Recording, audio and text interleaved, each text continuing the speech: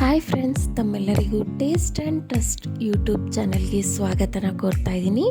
ಇವತ್ತಿನ ನನ್ನ ರೆಸಿಪಿ ಬಂದು ಮಾಡೋದಕ್ಕೆ ತುಂಬಾ ಸಿಂಪಲ್, ನೋಡೋದಕ್ಕೆ ತುಂಬಾ ಚೆನ್ನಾಗಿ ಕಾಣಿಸೋ ಅಂಥ ಒಂದು ಮಂಗಳೂರಿಯನ್ ಫೇಮಸ್ ರೆಸಿಪಿಯಾಗಿರೋ ಚಿಕನ್ ಸುಕ್ಕಾನ ಹೇಗೆ ತುಂಬಾ ಸಿಂಪಲ್ಲಾಗಿ ಮಾಡೋದು ಅನ್ನೋದನ್ನು ತೋರಿಸ್ಕೊಡ್ತಾ ಇದ್ದೀನಿ. ಬನ್ನಿ. ಮೊದಲಿಗೆ ಒಂದು ಬಾಣಲಿನ ಇಟ್ಕೊಂಡು ಅದಕ್ಕೆ ಒಂದು 4 ಟೇಬಲ್ ಸ್ಪೂನಷ್ಟು ಕೊತ್ತಂಬರಿ ಬೀಜನ ಸೇರಿಸ್ಕೊತಾ ಇದ್ದೀನಿ. ಇದು ಎಲ್ಲದನ್ನು ನಾವು ಡ್ರೈ ರೋಸ್ಟ್ ಮಾಡ್ಕೋಬೇಕು. ಇದಕ್ಕೆ ಒಂದು ಅರ್ಧ ಟೇಬಲ್ ಸ್ಪೂನಷ್ಟು ಜೀರಿಗೆ, ಅರ್ಧ ಟೇಬಲ್ ಸ್ಪೂನಷ್ಟು ಸೋಂಪು, ಒಂದು 20 ಗ್ರಾಮಷ್ಟು ಚಕ್ಕೆ, ಒಂದು 8ರಿಂದ 10 ಏಲಕ್ಕಿ, ಒಂದು 1/4 ಟೇಬಲ್ ಸ್ಪೂನ್ ಮೆಂತ್ಯ, ಅರ್ಧ ಟೇಬಲ್ ಸ್ಪೂನ್ ಮೆಣಸನ್ನು ಹಾಕಿ ಘಮ ಬರೋವರೆಗೂ ಹುರ್ಕೊಳ್ಳಿ. ಇದಕ್ಕೆ ಒಂದು 8ರಿಂದ 10 ಲವಂಗನ ಸೇರಿಸ್ಕೊತಾ ಇದ್ದೀನಿ. ಅರ್ಧ ಟೇಬಲ್ ಸ್ಪೂನಷ್ಟು ಜಾಪತ್ರೆನ ಸೇರಿಸ್ಕೊತಾ ಇದ್ದೀನಿ. ಇದು ಒಂದು ಒಳ್ಳೆ ಫ್ಲೇವರ್ ಮತ್ತು ಒಂದು ಒಳ್ಳೆ ಘಮನ ಕೊಡುತ್ತೆ. ಹಾಗೆ ಒಂದು 2ರಿಂದ 3 ಪಲಾವ್ ಎಲೆನ ಸೇರಿಸ್ಕೊಂಡು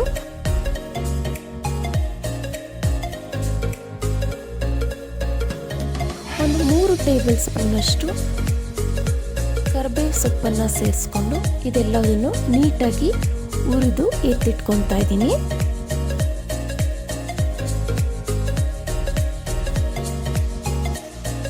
ಈಗ ಅದೇ ಬಾಣಲಿಗೆ ಒಂದು 7ರಿಂದ 8 ಗುಂಟೂರು ಮೆಣಸಿನ್ಕಾಯಿ ಹಾಗೆ ಒಂದು 15 ಕಲರ್ ಮೆಣಸಿನ್ಕಾಯನ್ನು ಹಾಕ್ಕೊಂಡು ನೀಟಾಗಿ ಹುರ್ಕೊತಾ ಇದ್ದೀನಿ. ಇದನ್ನು ನಾನು ಮಸಾಲ ಜೊತೆನೇ ಹುರ್ಕೋಬೋದು, ಆದರೆ ಮಸಾಲೆ ಎಲ್ಲ ಸಿಯೋ ಚಾನ್ಸಸ್ ಇರುತ್ತೆ. ಹಾಗಾಗಿ ಇದನ್ನು ಸಪ್ರೇಟಾಗಿ ನಾನು ಫ್ರೈ ಮಾಡ್ಕೊತಾ ಇದ್ದೀನಿ. ಮೆಣಸಿನ್ಕಾಯಿ ನೀಟಾಗಿ ಫ್ರೈ ಆಗಿಲ್ಲ ಅಂದರೂ ಕೂಡ ನಾವು ಮಾಡ್ತಾ ಇರೋವಂಥ ರೆಸಿಪಿ ಚೆನ್ನಾಗಿ ಬರೋದಿಲ್ಲ. ಹಾಗಾಗಿ ನಾನು ಮೆಣಸಿನ್ಕಾಯನ್ನು ಸಪ್ರೇಟಾಗೆ ಹುರ್ಕೊತಾ ಇದ್ದೀನಿ. ಇದನ್ನು ಕೂಡ ನೀಟಾಗಿ ಹುರ್ಕೊಂಡು ತಣ್ಣಗಾಗಲಿಕ್ಕೆ ತಿಟ್ಕೊತಾ ಇದ್ದೀನಿ. ಈಗ ಇಲ್ಲಿ ನಾನು ಒಂದು 3/4 kgಯಷ್ಟು ಚಿಕನನ್ನು ತೊಗೊಂಡಿದ್ದೀನಿ. ಇದಕ್ಕೆ ಒಂದು ಅರ್ಧ ಟೇಬಲ್ ಸ್ಪೂನಷ್ಟು ಮೆಣಸಿನ್ಕಾಯಿ ಪುಡಿ, ಒಂದು 1/4 ಟೇಬಲ್ ಸ್ಪೂನಷ್ಟು ಅರಿಶಿನ ಪುಡಿ, ಹಾಗೆ ರುಚಿಗೆ ತಕ್ಕಷ್ಟು ಉಪ್ಪನ್ನು ಸೇರಿಸ್ಕೊತಾ ಇದ್ದೀನಿ. ಇದಕ್ಕೆ ಒಂದು 1/4 ಕಪ್ಪಷ್ಟು ಮೊಸರನ್ನು ಹಾಕೋಬೇಕು. ಇದು ಎಲ್ಲದನ್ನು ಸೇರಿಸಿ ನೀಟಾಗಿ ಮಿಕ್ಸ್ ಮಾಡ್ಕೊತಾ ಇದ್ದೀನಿ.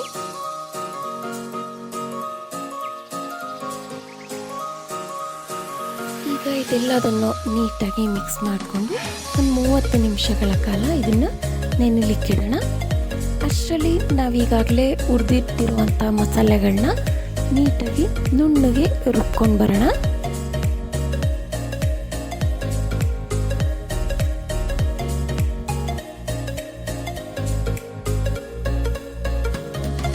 ಈ ರೀತಿ ಸಣ್ಣದಾಗಿ ರುಬ್ಕೊಂಡು ಬರಬೇಕು.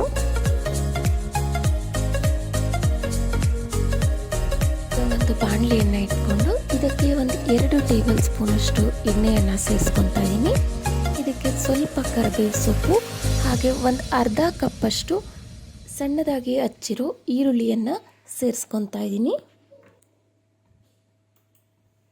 ಈರುಳ್ಳಿ ಎಲ್ಲ ಕಲರ್ ಚೇಂಜ್ ಆಗೋವರೆಗೂ ಇದನ್ನು ನೀಟಾಗಿ ಫ್ರೈ ಮಾಡ್ಕೊಳ್ಳಿ.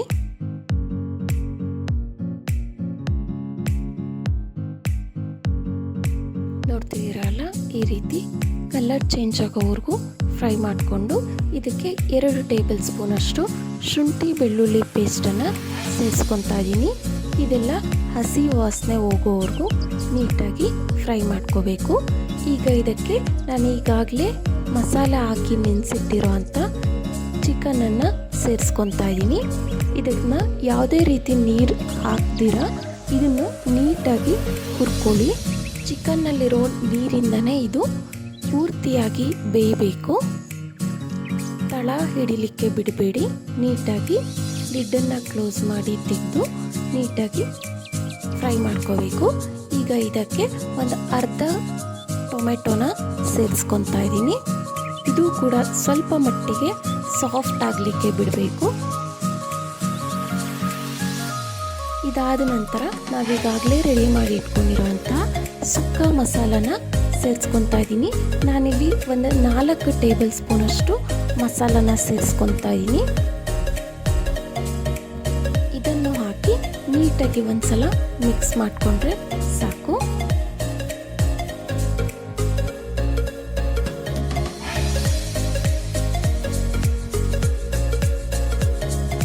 ಈಗ ಇದಕ್ಕೆ ನಾನು 1 ಹೋಳಷ್ಟು ಪೂರ್ತಿಯಾಗಿ ತುರಿದಿಟ್ಟಿರುವಂಥ ತೆಂಗಿನಕಾಯಿ ತುರಿಯನ್ನು ಹಾಕ್ಕೊಂಡು ಮತ್ತೊಂದ್ಸಲ ಮಿಕ್ಸ್ ಮಾಡ್ಕೊತಾ ಇದ್ದೀನಿ.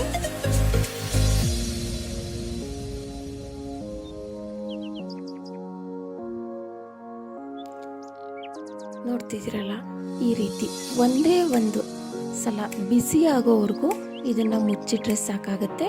ಕೊನೆಯದಾಗಿ ಇದಕ್ಕೆ ಕರಿಬೇವು ಸೊಪ್ಪನ್ನು ಹಾಕ್ಕೊಂಡ್ರೆ ಒಂದು ಬಿಸಿ ಬಿಸಿಯಾದ ಮಂಗಳೂರಿನ ಒಂದು ಟ್ರೆಡಿಷ್ನಲ್ ರೆಸಿಪಿ ಅಂತಲೇ ಹೇಳೋ ಚಿಕನ್ ಸುಕ್ಕ ರೆಡಿ ಆಗೋಗುತ್ತೆ.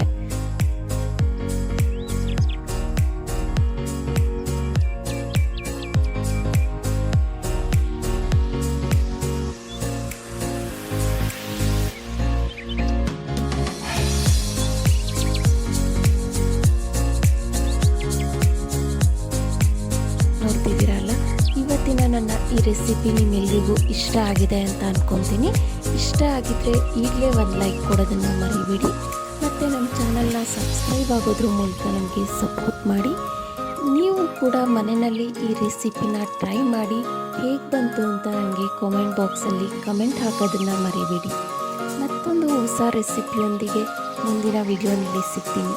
ಅಲ್ಲಿವರೆಗೂ take care, bye bye. Thank you for watching.